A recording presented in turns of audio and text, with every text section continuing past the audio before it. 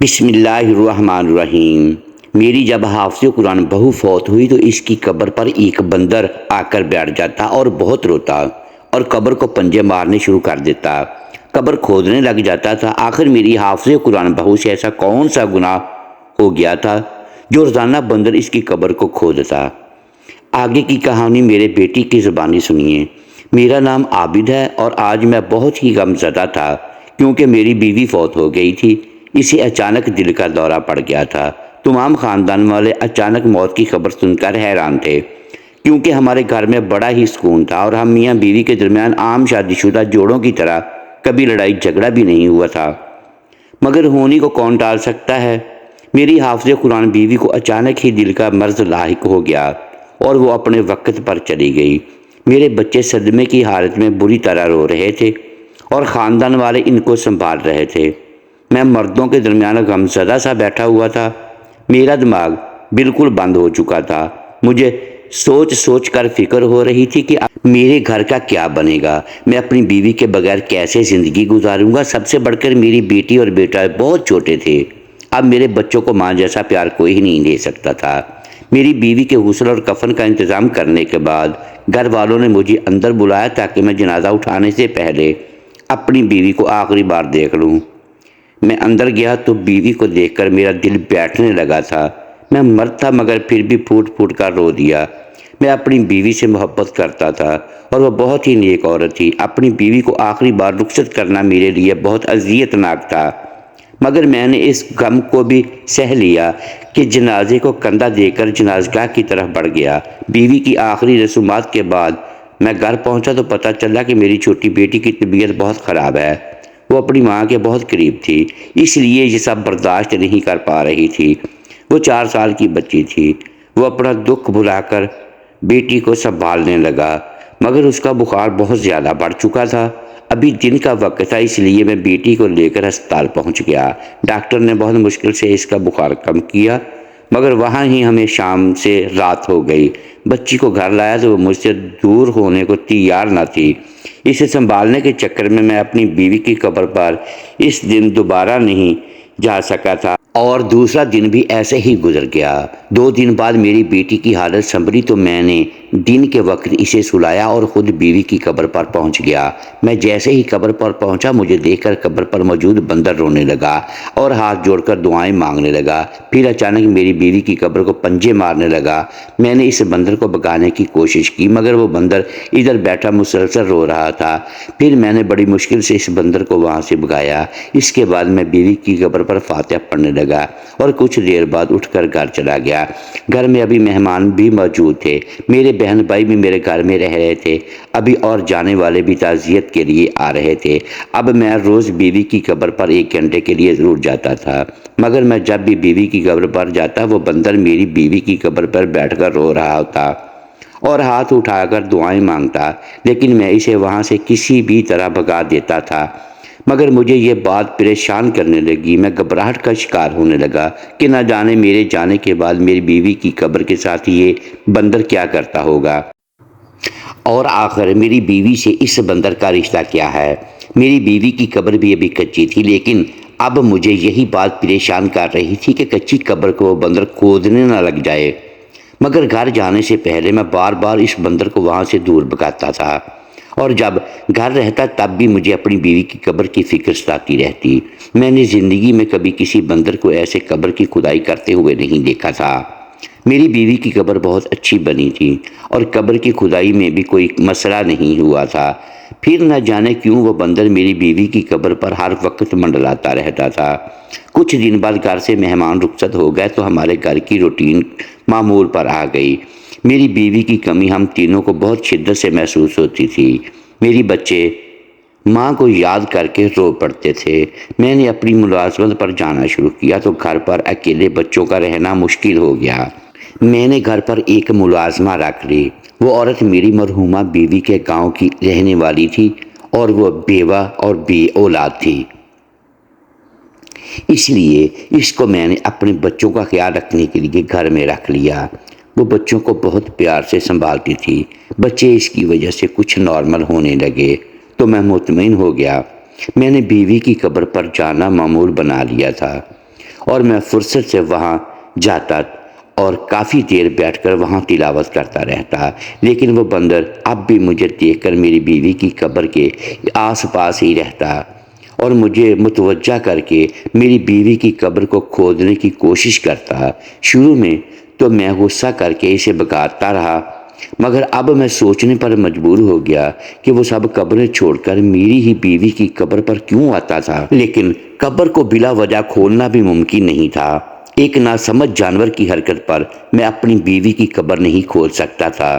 میں کتنے ہی دن اس کو جانور سمجھ کر اس کی بات نظر انداز کرتا رہا، مگر میرا دل بری طرح بے چین رہنے لگا۔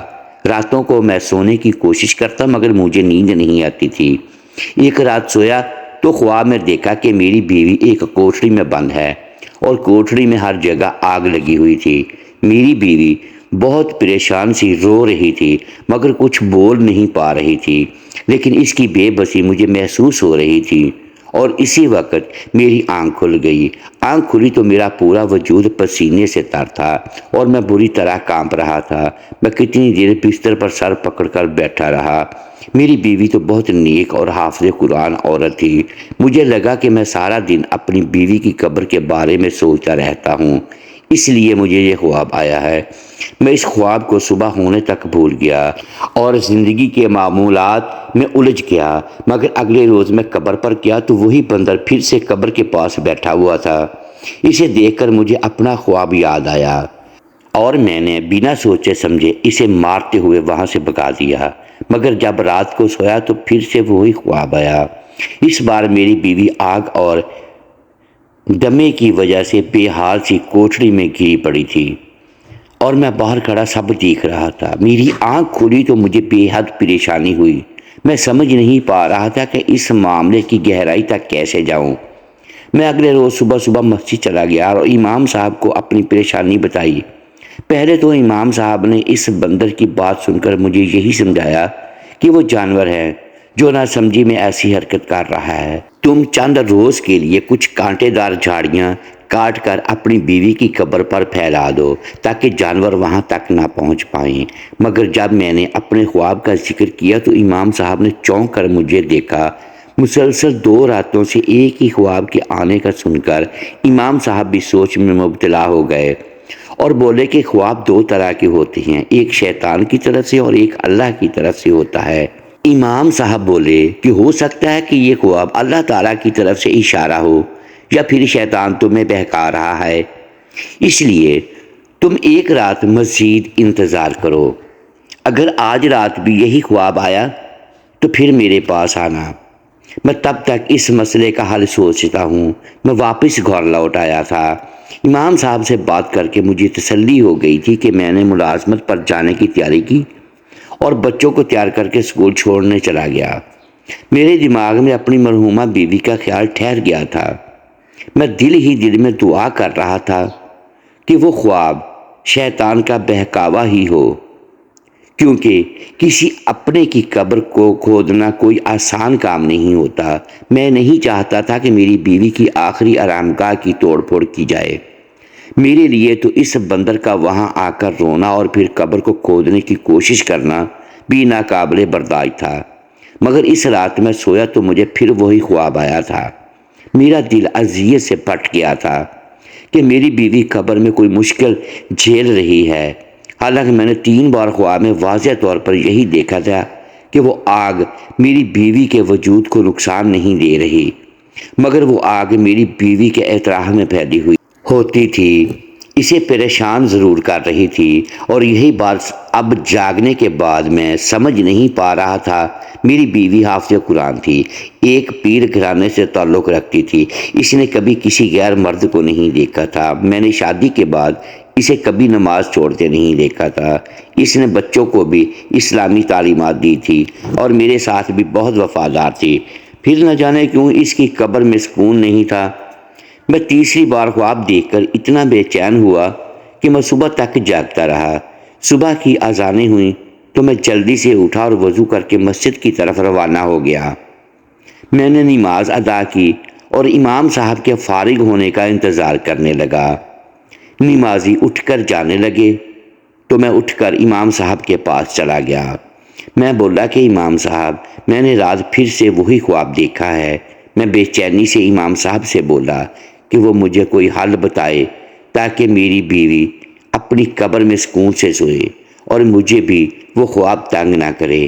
امام صاحب گہری سانس بھر کر بولے کہ اس کا اب آخری حل یہی ہے کہ قبر کھول کر دیکھا جائے۔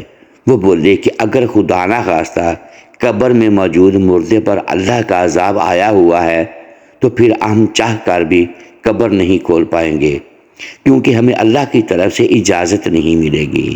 لیکن اگر کوئی اور وجہ ہوگی تو ہم قبر کھول کر دیکھ لیں گے اور پھر شاید کوئی حل بھی نظر آ جائے۔ امام صاحب کی بات نے میرے رونگٹے کھڑے کر دیے تھے۔ اپنی بیوی پر اللہ کی طرف سے نازل ہوئی عذاب کا میں تصور بھی نہیں کر پا رہا تھا۔ میں امام صاحب کے ساتھ قبرستان کی طرف بڑھا تو میری ٹانگیں کانپ رہی تھیں اور میں اللہ سے بار بار دعا کر رہا تھا کہ میری بیوی کی قبر میں کوئی اور ہی مسئلہ ہو مگر اللہ کا عذاب نہ ہو۔ میں نے امام صاحب کو بتایا کہ میری بیوی بہت نیک تھی اور اس پر اللہ کا عذاب نہیں آ سکتا، اس نے تو ساری زندگی فلاحی کام کیے ہیں، اس کے والد بھی بہت نیک تھے۔ امام صاحب بولے کہ دلوں کا راز صرف اللہ جانتا ہے اور اللہ بڑے سے بڑا گناہ معاف کرنے والا ہے، وہ غفور الرحیم بھی ہے اور اللہ تعالیٰ چھوٹے سے چھوٹا گناہ پر سخت پکڑ کرنے والا بھی ہے۔ اس لیے انسان کو کہا جاتا ہے کہ ہمیشہ سنبھل کر رہے، چھوٹے سے چھوٹا گناہ جس سے بچ سکتا ہے بچے، چاہے وہ گناہ اس کی نظر میں بے ضرر سا ہو۔ کیا خبر وہ اللہ کو سخت ناپسند ہو۔ میں خوف میں مبتلا امام صاحب کے ساتھ قبرستان پہنچا تو آج بھی وہی بندر مجھے دیکھ کر پھر سے روتے ہوئے میری بیوی کی قبر کھودنے لگا۔ میں انہیں بھگانے کے لیے آگے ہوا تو امام صاحب نے کہا ان کو مارنا مت، ہو سکتا ہے اللہ ان سب کو یہ کرنے کا حکم دے رہا ہو، اس لیے آرام سے ان کو ہٹاؤ اور جس جگہ کو یہ کھود رہا ہے پہلے وہی جگہ کھود کر دیکھو۔ امام صاحب کی بات میں نے مانی اور آگے بڑھا۔ میں نے اس بندر کو ہٹا کر اس بندر کی نشان لگی جگہ پر مٹی ہٹانا شروع کی تو وہ بندر بھی آرام سے ایک طرف بیٹھ گیا۔ میں دل میں درود شریف کا ورد کرتا قبر کھول رہا تھا۔ جب میں اسی جگہ کی گہرائی میں پہنچا تو مجھے جھٹکا لگا۔ وہ منظر دیکھ کر میرا کلیجہ پھٹ گیا تھا۔ میں چیخ مار کر قبر سے دور ہو گیا۔ امام صاحب جو میرے پیچھے ہی کھڑے ہوئے تھے قدم بڑھا کر آگے ہوئے اور قبر میں بنے اس گھڑے میں دیکھنے لگے۔ امام صاحب بے ساختہ استغفار کا ورد کرنے لگے تھے جبکہ میں بچوں کی طرح رو پڑا تھا۔ مجھے یہی غم کھائے جا رہا تھا کہ میری بیوی اتنی اذیت سہتی رہی تھی پر مجھے کچھ خبر ہی نہیں ہوئی تھی۔ میں غم سے روتا جا رہا تھا جبکہ امام صاحب کا جسم کانپ رہا تھا۔ اس روز میں نے اپنی مرحومہ بیوی کی قبر میں جو دیکھا تھا وہ میری زندگی کا سب سے بھیانک منظر تھا۔ زندگی بھر اپنے گھر والوں کو آرام و سکون بھرا بستر دینے والے لوگ اپنے پیاروں کی موت کے بعد کتنے بے بس ہو جاتے ہیں۔ میں بھی اس بندر کو دیکھ رہا تھا جو مجھے پہلے روز سے اشارہ دینے کی کوشش کر رہا تھا مگر میں الٹا اس کو ہی مار کر بھگا دیتا، مگر وہ نہ سمجھ جانور پھر بھی میری مدد کرنا چاہتا تھا۔ مولوی صاحب نے مجھے دیکھ کر پوچھا کہ کیا تم نے کبھی محسوس کیا کہ کسی نے تمہاری بیوی کی قبر کو کھود کر یہ حرکت کی ہے؟ میں نے امام صاحب کو بتایا کہ میں روزانہ بلا ناغہ اپنی بیوی کی قبر پر آ رہا ہوں مگر میں نے اس قبر پر کوئی تبدیلی نہیں دیکھی تھی سوائے اس بندر کے، مگر میں اسے بھی یہاں سے بھگا دیتا تھا۔ میری بات پر امام صاحب حیران ہونے لگے اور بولے کہ ایسا بھی نہیں ہو سکتا کہ قبر کھولے بغیر یہ سب کیا گیا ہو جو حرکت تمہاری بیوی کے ساتھ قبر میں کی گئی ہے، اس کے لیے قبر کو کھودنا تو ضروری ہے۔ اچانک امام صاحب بولے کہ تم نے اپنی بیوی کو اپنی نگرانی میں قبر میں اتارا تھا؟ ان کے سوال پر میں نے ہاں میں سر ہلایا اور کہا میں چاہے جتنا بھی غم زدہ تھا مگر جب میری بیوی کو قبر میں اتارا جا رہا تھا تو وہاں موجود تھا، اس لیے اس کی کوئی گنجائش نہیں تھی کہ تب یہ حرکت کر دی گئی تھی۔ امام صاحب نے مجھے اسی وقت پولیس کو بلانے کا کہا تھا۔ میں نے اسی وقت پولیس کو بلا کر یہ سارا معاملہ ان کے حوالے کر دیا تھا۔ میرا تو رو رو کر برا حال تھا۔ ایس پی صاحب مجھے تسلی دے رہے تھے۔ پولیس نے گورکن سے تفتیش کی اور پھر پولیس کا 6 اہلکار سادہ کپڑوں میں قبرستان کی نگرانی کرنے لگے تھے۔ مسلسل 12 دن کی نگرانی کے بعد میری بیوی کے مجرم پکڑے گئے تھے۔ اس روز کچھ مرد حضرات ایک عورت کا جنازہ لے کر آئے تو اسی رات قبرستان میں آئے تھے اور اس نئی قبر کو کھودنے لگے تھے۔ پولیس اہلکار جو قبرستان میں چھپے ہوئے تھے انہوں نے ان 2 لوگوں کو پکڑ لیا تھا۔ یوں وہ مجرم پکڑے گئے تھے۔ پولیس والوں نے مجھے تسلی دی کہ اب قبرستان میں کوئی ایسی ویسی حرکت نہیں ہوگی، مگر مجھے پھر بھی سکون نہیں آ رہا تھا اور میں بلا ناگہ روز اپنی بیوی کی قبر پر جاتا، اسے اچھی طرح سے دیکھتا اور پوری قبر کو ٹٹولتا تھا کہ کہیں دوبارہ اس کے ساتھ ایسی حرکت نہ ہو جائے۔ میرے اندر کا خوف ختم نہیں ہو رہا تھا۔ مجھے ہر وقت وہم سلانے لگا کہ کہیں دوبارہ سے میری بیوی کی قبر نہ کھودی گئی ہو۔ میں نے دوستوں سے بھی یہ بات کی اور بولا کہ جیسے ہم زندہ لوگوں کے ٹھکانوں پر کوئی نہ کوئی نگرانی پر چوکیدار مامور کرتے ہیں، اسی طرح قبرستان کے باہر بھی کسی کو موجود ہونا چاہیے تاکہ مرے ہوئے لوگ جو خود بے بس ہوتے ہیں کوئی ان کے ساتھ کچھ غلط حرکت نہ کرے۔ میرے دوست میری بات کو سمجھتے ہوئے میری ہاں میں سر ہلاتے رہے، مگر میں جانتا تھا کسی کو مجھ سے اتفاق نہیں تھا۔ لوگوں کو لگتا تھا کہ مرے ہوئے انسان اللہ کے حوالے ہو جاتے ہیں، اس لیے ان کی نگرانی کی ذمہ داری ہم پر نہیں ہوتی۔ شاید یہی سچ تھا، مگر اب جو حالات پیدا کر دیے گئے تھے اس پر مجھے یہی لگتا تھا کہ ہمیں قبر پر بھی حفاظت کرنی چاہیے۔ میری حالت دن بدن بگڑتی جا رہی تھی۔ میں نے ایک روز اپنے گھر میں کام کرنے والی بوڑھی ملازمہ سے بھی پوچھ لیا کہ کیا آپ نے کبھی قبروں کے بارے میں یہ بات سنی ہے کہ ان میں کوئی خون کے پتلے رکھے ہوئے ہوں یا کچھ ایسا جیسا دیکھ کر انسان ڈر جائے۔ میرے اس عجیب سوال پر وہ بوڑھی حیران ہو گئی تھی اور خوفزدہ سی توبہ کرتے ہوئے بولی کہ یہ آپ کیا بول رہے ہیں بیٹا، میں نے تو ایسا کبھی نہیں سنا۔ قبر میں بھلا کون انسان ہاتھ ڈال سکتا ہے؟ اس عورت کی سادہ سی بات پر میں چپ ہو کر رہ گیا۔ میں جانتا تھا کوئی بھی میری بات پر یقین نہیں کرے گا۔ عام حالات میں بھی اس بات کو مذاق سمجھتا تھا، مگر اب میں جانتا تھا کہ ایسا واقعی ہوتا ہے، کیونکہ میں نے اپنی بیوی کی قبر میں نہایت چھوٹے چھوٹے 2-3 پتلے دیکھے تھے جن پر خون لگا ہوا تھا اور بڑی بڑی سوئیاں چبھی ہوئی تھیں۔ نہ جانے وہ پتلے میری بیوی کی قبر میں ان 2 مجرموں نے کیوں رکھے تھے، مگر ان پتلوں کی وجہ سے میری بیوی اپنی قبر میں بے چین پڑی ہوئی تھی۔ میں نے امام صاحب کی مدد سے وہ پتلے تو نکال لیے تھے، مگر میرے اندر کی بے چینی ختم نہیں ہو رہی تھی۔ مجھے رہ رہ کر یہی افسوس ہو رہا تھا کہ اگر وہ بندر قبر کھودنے کی کوشش نہ کرتا اور مجھے اشارہ نہ دیتا تو شاید میں کبھی نہ سمجھ سکتا، اور اگر مجھے خواب نہ آتا تو میں شاید کبھی قبر کو کھولنے کی ہمت نہ کر پاتا۔